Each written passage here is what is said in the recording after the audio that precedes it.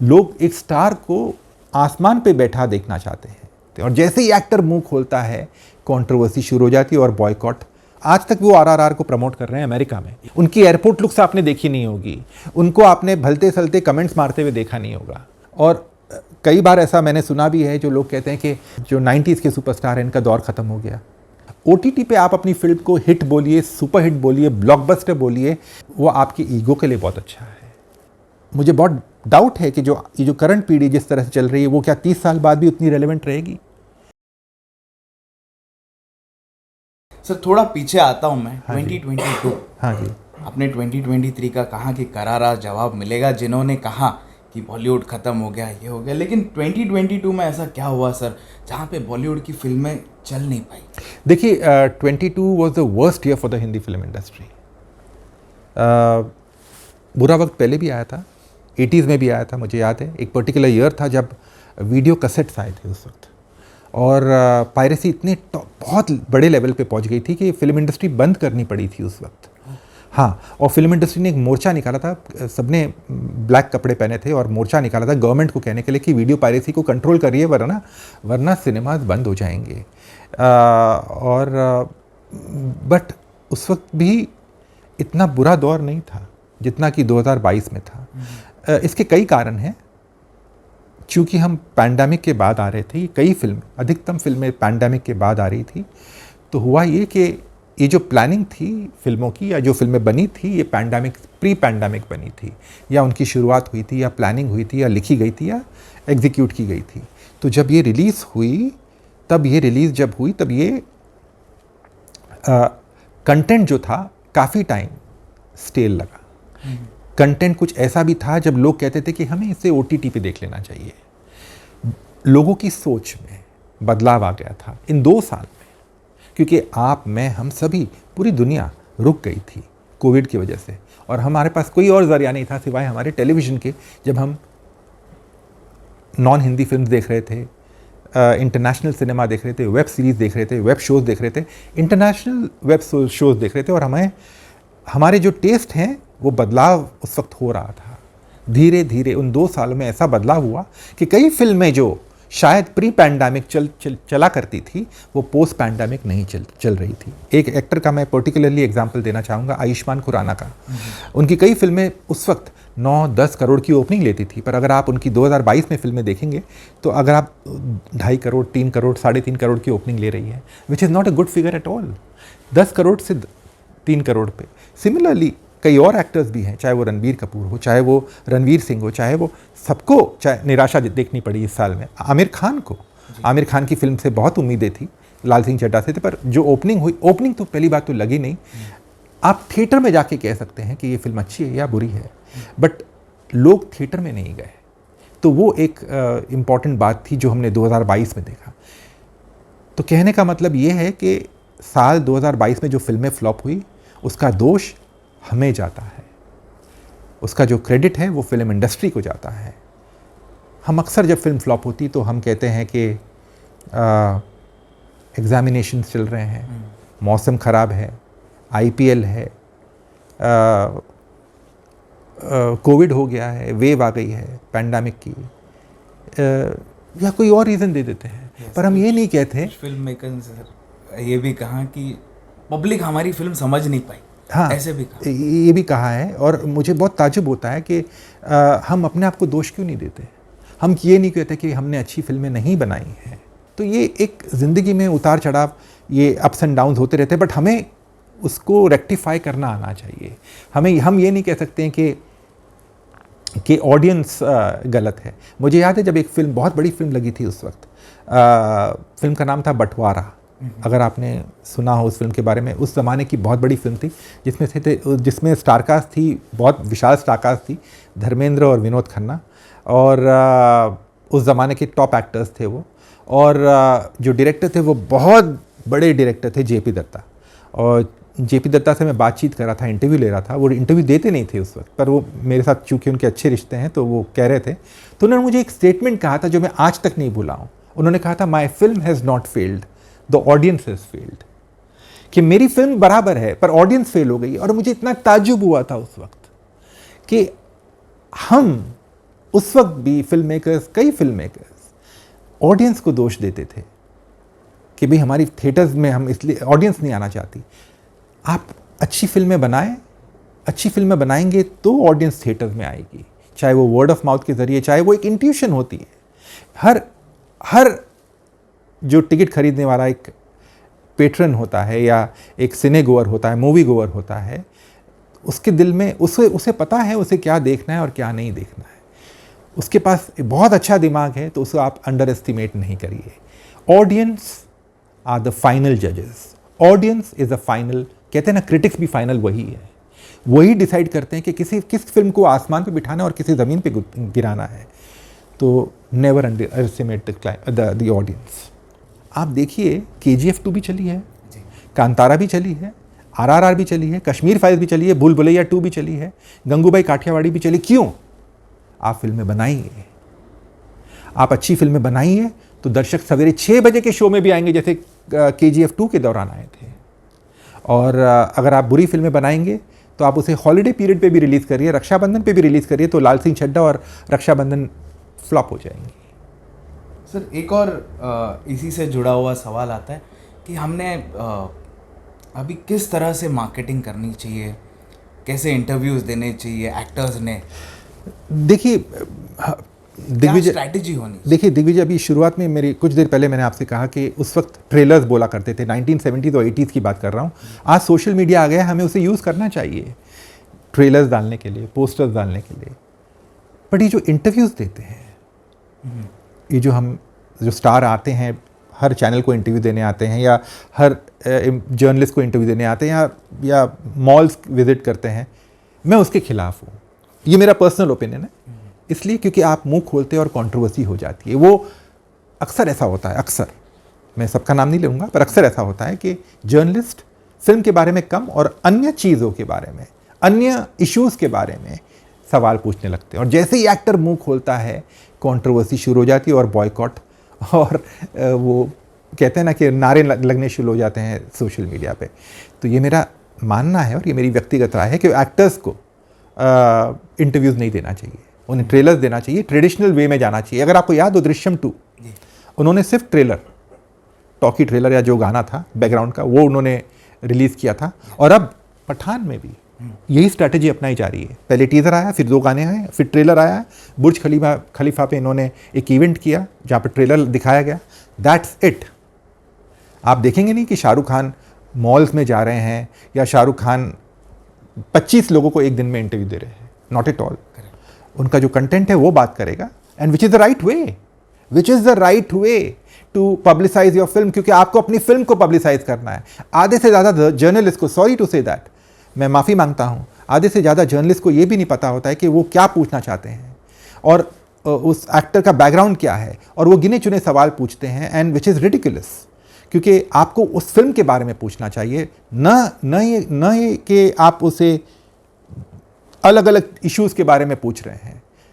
तो इसीलिए कंट्रोवर्सी शुरू होती है। और ये मैं कहूँगा, आपका बहुत एक पावरफुल यूट्यूब चैनल है और आप एक बहुत ही इम्पॉर्टेंट पर्सन है, तो मैं यहाँ कहना चाहूँगा आपके चैनल के ज़रिए कि प्लीज़ स्टॉप गिविंग इंटरव्यूज़।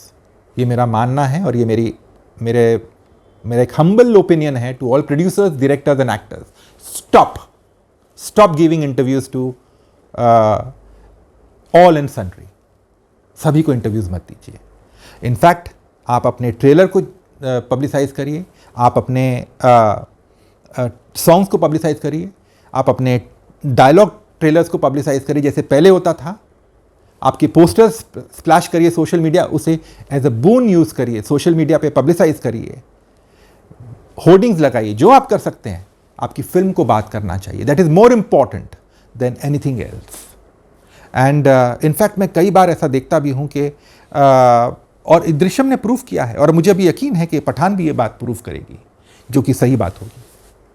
लोग एक स्टार को आसमान पे बैठा देखना चाहते हैं, ना कि वो उसे रोज़ सोशल मीडिया पे या रोज़ उसके एयरपोर्ट लुक्स देख रहे हैं, या रोज़ उसे अलग अलग कपड़ों में देख रहे हैं और अलग अलग जगहों पे देख रहे हैं। वो पसंद नहीं करते।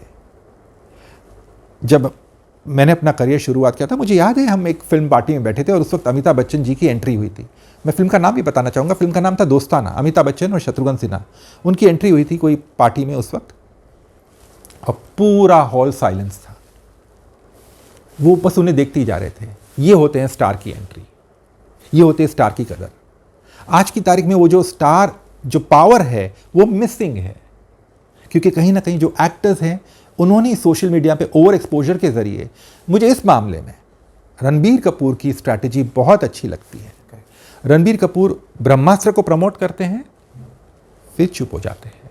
अब उनकी अगली फिल्म आएगी लव रंजन की, तो झूठी में मक्कार, उसे प्रमोट करेंगे। Then he'll be back to reading scripts, shooting his films, and जब उनकी अगली फिल्म आएगी एनिमल, तो वो उसे प्रमोट करेंगे।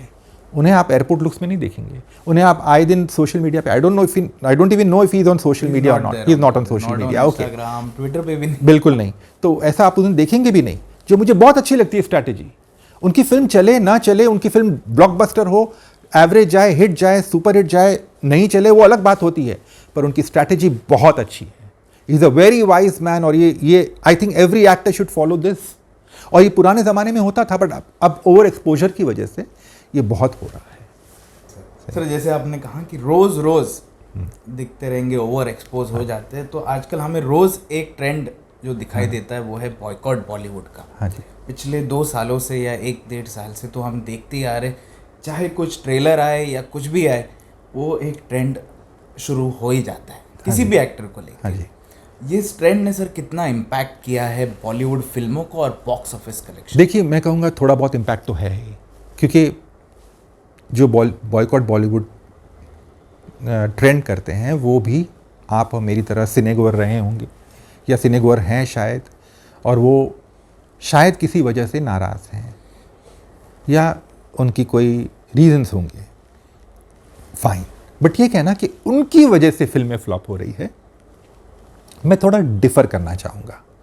वो ये, क्योंकि अगर लाल सिंह चड्ढा फ्लॉप होती है तो वो बॉयकॉट बॉलीवुड की वजह से नहीं होती। हाँ, थोड़ा बहुत फ़र्क पड़ता है, कुछ लोग नहीं जाते हैं फिल्म देखने के लिए, मानता हूँ, बट वो फिल्म फ्लॉप होती है क्योंकि वो फिल्म कमज़ोर थी। क्योंकि कई बार ऐसा देखा गया है, कई बार ऐसा आपने भी देखा होगा कि जब फिल्में पब्लिसाइज नहीं की जाती है और वो फिल्म बहुत चलती है, या कई बार आप बॉयकॉट भी करने की कोशिश करते हैं, जैसे गंगूबाई काठियावाड़ी को बॉयकॉट करने की कोशिश की थी, पर वो फिल्म कामयाब रही, क्योंकि eventually finally box office numbers matter करते हैं। आपने कितने स्टार दिए या तरन आदर्श ने एक 1 वर्ड रिव्यू में क्या लिखा, कोई मायने नहीं रखता। इवेंचुअली सिक्कों की खनक सुनाई देती है जो डिस्ट्रीब्यूटर्स को। वो हमारे ईगो के लिए बहुत अच्छा है कि तरन आदर्श ने तो इतने स्टार दिए या नहीं दिए, या फला आदमी ने बहुत अच्छा कहा या वो नहीं, पर जो जनता जनार्दन कहती है वो फाइनल वर्ड होता है, और जो बॉक्स ऑफिस होता है वो फाइनल वर्डिक्ट होता है किसी फिल्म के लिए। तो चाहे वो लाल सिंह चड्ढा हो या गंगूबाई काठियावाड़ी हो, फ़र्क ज़रूर पड़ा होगा किसी हद तक। मैं नहीं कहता हूँ पूरा श्रेय उनको दूंगा उनको, बट किसी हद तक फ़र्क पड़ा होगा। But eventually film does the talking. तो कहीं ना कहीं अगर आपका कंटेंट गड़बड़ होगा तो ये सारे फैक्टर्स इफेक्ट करते हैं। बॉयकॉट बॉलीवुड भी इफेक्ट करेगा, बारिश भी इफेक्ट करेगी, IPL भी इफेक्ट करेंगे, और OTT भी इफेक्ट करेगा। ये सारे फैक्टर्स फिर आ जाते हैं, बट बेसिकली आपकी फिल्म में दम होना चाहिए। 2022 में हमने देखा कि साउथ की जितनी फिल्में आई यहाँ पे काफ़ी अच्छा प्रदर्शन किया उन्होंने थिएटर्स में, और जहाँ के हम देखते कि सर वो जो एक स्टार कल्चर, हाँ जी, जो रहता है, हाँ जी, वो साउथ का आज भी अलाइव दिखता है। बिल्कुल। जहाँ की बॉलीवुड का जो स्टार कल्चर है, मुझे याद है सर वांटेड जब आई थी, हाँ, और सलमान खान आए थे वो चेक्स वाला शर्ट पहन के और बंडाना बांध के, हाँ, हाँ, तो बहुत सारे लोगों ने कॉपी किया। हाँ, मैंने भी उनकी हेयर स्टाइल कॉपी की थी। और जब तेरे नाम आई थी सलमान खान की, तो वो जो लंबे बालों, इतने सारे लोगों ने लंबे बाल रखे थे। सही बात। आज के जो देख रहा हूँ मैं सर, हाँ जी, तो वो स्टार कल्चर बॉलीवुड में नहीं दिखाई दे रहा है। बिल्कुल बिल्कुल।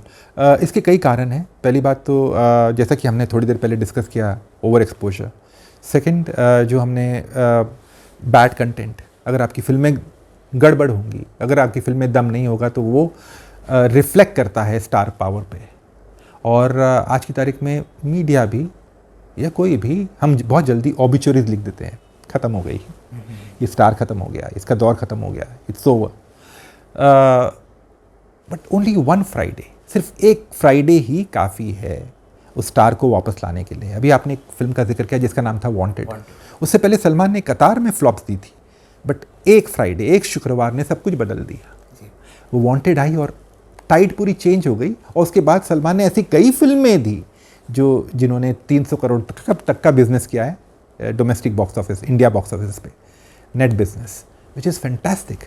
तो अगर फिल्म अच्छी होती है तो वो स्टार पावर को एनहांस करती है। आपका जो स्टार पावर होता है वो एनहांस होता है, आपका स्टार पावर में बढ़ोतरी देखी जाती है। साउथ में अगर आप देखेंगे तो चाहे आपने, मैं यहाँ पर 2 फिल्मों का जिक्र करना चाहूँगा, 3 फिल्मों का जिक्र करना चाहूँगा जो 2022 में रिलीज़ हुई थी। RRR, junior NTR Ram Charan, KGF 2 Yash, और कांतारा ऋषभ शेट्टी, बराबर है। ये जो 5 एक्टर्स हैं, इनको क्या आपने ओवर एक्सपोज होते हुए देखा है? RRR के बाद, RRR के आज तक वो RRR को प्रमोट कर रहे हैं अमेरिका में, ऑस्कर्स के लिए या गोल्डन ग्लोब के लिए गए थे। उसके अलावा उनको आपने कभी बाहर कोई इंटरव्यूज़ देते हुए या कुछ एक्स्ट्रा प्रमोशन करते हुए या कुछ एक्स्ट्रा बात करते हुए बियॉन्ड दैट फिल्म नहीं सुना होगा जो हमारे यहाँ होता है। उनकी एयरपोर्ट लुक्स आपने देखी नहीं होगी, उनको आपने भलते सलते कमेंट्स मारते हुए देखा नहीं होगा। तो वहाँ का स्टार पावर इंटैक्ट है, और प्लस वहाँ की जो ऑडियंस है वो स्टार को वर्शिप करती है, जो कि बहुत अच्छी बात है।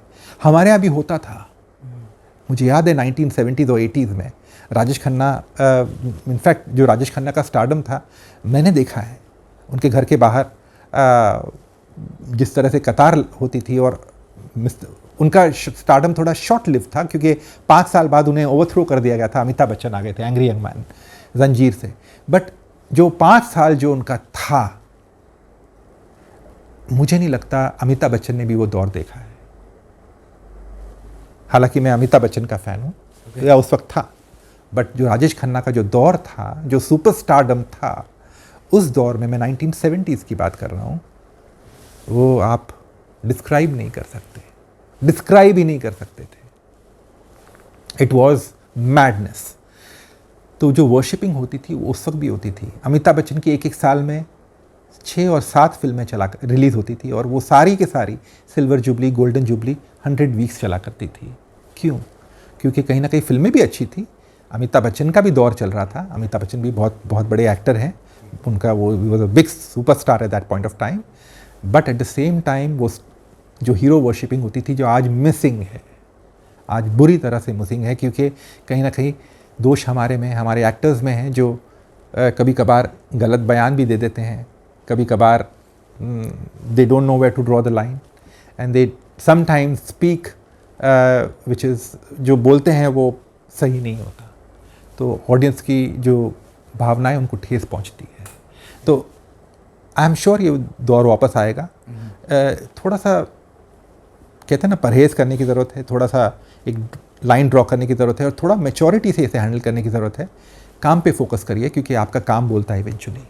और कई बार ऐसा मैंने सुना भी है, जो लोग कहते हैं कि ये जो 90s के सुपरस्टार हैं, इनका दौर ख़त्म हो गया। Salman, Shahrukh, Aamir, Akshay, Hrithik, Ajay, not at all. ये आज भी रेलेवेंट है। 30 साल हो गए शायद इनको जी, आज भी रेलेवेंट है वो। और मुझे बहुत डाउट है कि ये जो करंट पीढ़ी जिस तरह से चल रही है, वो क्या 30 साल बाद भी उतनी रेलेवेंट रहेगी? नहीं रहेगी, मुझे लगता है। शायद हो सकता है अगर वो अपना रास्ता बदले तो, बेटर हो जाए तो। बट ये एक्टर्स आज भी रेलेवेंट हैं। सलमान, शाहरुख, आमिर। आज देखिएगा, आज जब ये पठान रिलीज़ होगी, इर्रेस्पेक्टिव ऑफ क्या रिपोर्ट्स आए, इसका पहला दिन ये बाउंड्री के बाहर, बोलते ना, चौका मारेगी या छक्का मारेगी, पहला दिन। And that is star power, that is star worshipping.